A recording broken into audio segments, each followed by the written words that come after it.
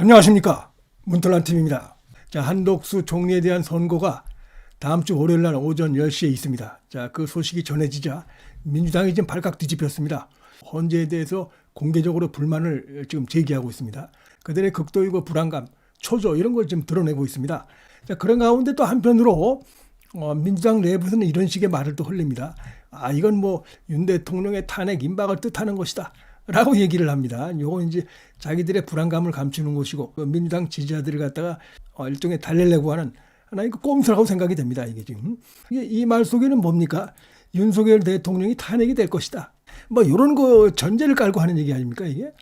그렇다고 하면 굳이 한덕수 총리를 먼저 선고하고 이럴 필요가 뭐가 있습니까? 좌파들은 그동안 꾸준히 한덕수 총리 선고와 윤석열 대통령 선고를 뭐 같이 하든지, 한덕수 총리 선고를 나중에 하든지, 그래서 윤석열 대통령에게 미치는 그런 부분을 갖다가 최소화하려고 하는 그런 꼼수적인 작태를 보여왔죠. 그렇기 때문에 이런 식의 주장은 이게 말이 안 된다. 그리고 보면 이제 또 헌법재판소 관계자가 이런 식의 발언을 했습니다. 이 좌파들의 이런 주장이 설득력이 있으려면 윤 대통령 선고가 곧 있어야 되는데, 지금 헌재에서 나온 얘기를 보면은 이번 주에 없을 것이고 기일 통지도 어렵다. 헌재에서 나온 이 얘기는 윤 대통령에 대한 선고가 언제 있을지 지금 뭐 불투명하다, 안개 속이다, 이걸 말하는 것입니다. 지금 헌법재판관들 내부에서 지금 견해 차이가 상당하다는 걸 보여주는 것입니다. 이게 지금. 그래서 결국 이런 배경하에서 다른 뜻이 있을 것이다. 헌재가 지금까지와 스탠스와 다르게 윤석열 대통령 선고보다 한덕수 선고를 먼저 하게 된 데는 이게 뭐 어쩔 수 없는, 문영배도 어쩔 수 없는, 피해갈 수 없는 그런 이유가 있었을 것이다. 그건 아마도 최상목 대행에 대해서도 탄핵을 하겠다, 날짜만 남았지 곧 하겠다, 이렇게 이제 밝혔어요. 그러니까 이 부분에 아마 현실적으로 작용했을 가능성이 크다고 봅니다. 윤석열 대통령도 직무 정지가 돼 있는데, 자, 최상목까지 탄핵이 되고 이런 상황에서 헌재가 아무것도 안 하고 있으면 헌재에 대해서 엄청난 비판이 쏟아질 수밖에 없죠. 한덕수 총리에 대해서는 이미 결론이 난 것 같은데, 간단한 사안인데 뭐 상식적으로 봐도 뭐 빨리 기각을 시켜야 되는데 왜 한덕수 총리를 복귀시키지 않느냐, 이런 비판이 엄청나게 커질 수밖에 없습니다. 이게 지금. 그러니까 이제 부랴부랴 한 것으로 이렇게 볼 수밖에 없다. 이것이 좀 현실적인 하나의 배경이다, 이렇게 볼 수가 있겠습니다. 자, 그리고 뭐 일각에서 또 이런 얘기 하는데, 뭐 한덕수 결과를 보게 되면 윤석열 대통령의 선고를 미리 어느 정도 감을 잡을 수 있다, 뭐 예상을 할 수 있다, 이런 얘기를 합니다. 한덕수 대행을 먼저 이렇게 선고를 하는데 윤석열 대통령의 내란 혐의와 관련된 이런 부분에서 설명이 있을 것이다 라고 이제 얘기를 하는 것이죠. 그것도 맞지 않습니다. 핵심적인 건 크게 두 가지죠. 비상국무회의를 소집한 그 부분 하나, 그다음에 한덕수 총리 혐의에서도 국회 대리인단들이 뭐 내란죄를 이제 처리할 것처럼 얘기를 했어요. 윤석열 대통령과는 약간 차이가 있는데 어쨌든 뭐 내란죄를 여기서도 처리하겠다, 이런 비슷한 얘기를 했습니다. 그래서 그게 봐서 뭐 두 가지입니다.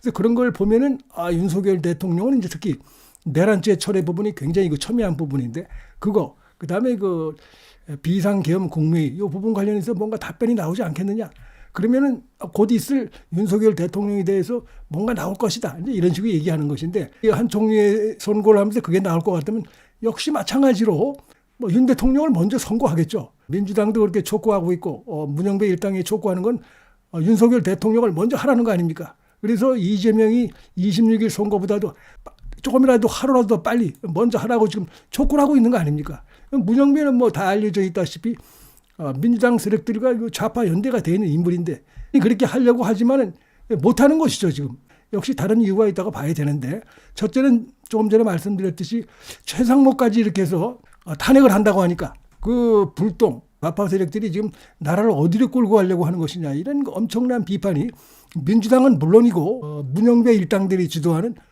이 헌법재판소로 향할 수밖에 없습니다. 자, 그렇게 되면 이제 문영배 일당들의 무능, 그다음에 졸속, 불법, 이런 것들도 한꺼번에 도마 위에 올라올 수가 있죠. 이게 불안한 것이죠 지금.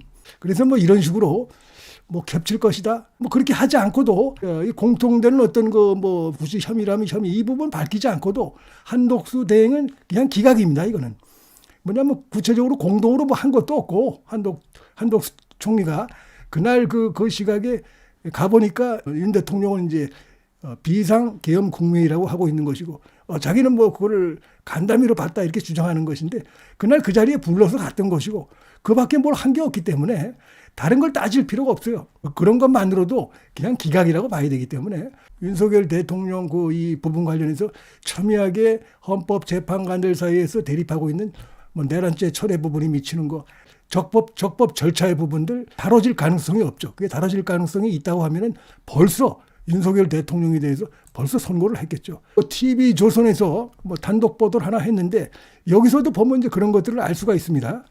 원래는 윤석열 대통령과 한덕수 총리를 같이 선고한다. 이런 기류가 있었다는 겁니다. 이게 쭉 그동안 예상이 되었던 것이죠. 또 이제 최상목 땡에 의해서 임명된 정계선, 조한창 이 문제도 좀 될 수가 있죠. 사실은 그것도 좀 문제가 될 수가 있기 때문에 그래서 한덕수 총리를 뭐 같이 하거나 나중에 한다. 자, 이런 것들이 있었는데 TV조선의 단독 보도에 하면은 그런 기류가 있었다는 겁니다. 그런데 평유에서 결정난 건 먼저 하자. 이런 얘기가 나왔다는 겁니다. 자, 요거를 문영배가 받아들였다는 거 아닙니까? 왜 이렇게 바뀌었을까? 그 배경이 뭘까 보면 한 두 가지 이유가 떠옵니다. 첫째는 여기서 보여주는 것이 이미 한덕수는 오래전에 결정이 났었는데 이걸 저 문영배 일당들이 계속 이걸 밀어오고 완전히 헌법 재판이 아니라 정치 재판관의 행태를 해온 것이죠. 이게 결정적인 건 더 이상 끌고 가려고 해도 끌고 갈 수 없는 상황이라는 것이죠. 그러니까 윤석열 대통령 관련해서 지금 헌법 재판관들 사이에서 쫙 견해 차이가 갈려가지고 굵직한 쟁점 이슈 때문에 이게 지금 뭐 조금도 좁혀지지 않고 평행선이 가고 있다. 그래서 이걸 기다리다가는 한덕수 총리는 언제 이게 선고가 날지 모른다. 이런 게 있는 것이죠. 그러니까 그로 인해서 뭐 최상목까지 만약에 탄핵이 되고 그러면 엄청난 후폭풍을 다 뒤집어 손가락질을 받고 비난을 받고 후폭풍에 직면할 수밖에 없는 것이죠. 그래서 그런 것들 때문에 한덕수 총리에 대해서 먼저 선고하게 됐다. 이런 것인데 지금 뭐 일부 언론들이 다음 주 28일 정도면 뭐 27일이나 28일 정도는 윤석열 대통령에 대해서 뭐가 나올 수 있다. 자꾸 이제 그런 식으로 얘기합니다. 계속해서 처음에는 뭐 3월 7일, 14일, 21일 뭐 이런 식으로 하다가 이제 21일도 물 건너가니까 27일, 28일 계속 이렇게 희망 섞인 이런 걸 얘기를 하고 있어요. 특히 이제 좌파들이 얘기를 하고 민주당 세력들이 얘기를 하는데 지금 상황은 그게 아니라는 것입니다. 지금 오죽하면 문영배가 한덕수를 먼저 뭐 선고하는 거를 결정을 했겠습니까? 윤석열 대통령 관련해서 꼼짝도 안 되고 있는 겁니다. 조금도 접점이 이루어지지 않고 있다 보니까 이런 결론이 나온 것이다. 여기는 다시 말해서 결국 윤석열 대통령에 대해서 취할 수 있는 거 한 세 가지 정도 된다고 봅니다. 문영배가 지금 이제 이렇게 팽팽하게 맞서 있기 때문에 8대0 각하로 해가지고 윤석열 대통령권을 끝내는 이런 게 하나 있고 그런 선택지가 하나 있고 자, 두 번째는 누굽니까? 문영배라든지 이미선이 퇴임하면서 그냥 무책임하게 손 털고 나가는 거. 자신 없다. 그러면서 윤석열 대통령을 질질 끄는 이런 식의 방식을 택할 가능성이 있고 또 하나는 이제 표결로 해가지고 그럼 뭐 5대3이나 4대4로 해가지고 어떤 결론이 나오겠죠. 그 세 가지 중에 하나를 택할 가능성이 좀 있어 보이는데 윤석열 대통령이 현실적으로 복귀할 가능성이 굉장히 높은 상황인 걸 보여주는 것이 아닌가. 그렇게 되면 가장 주곤하는 건 이재명이다. 자, 이렇게 볼 수가 있겠습니다. 문틀란 TV 여기서 마치겠습니다. 시청해 주셔서 감사합니다.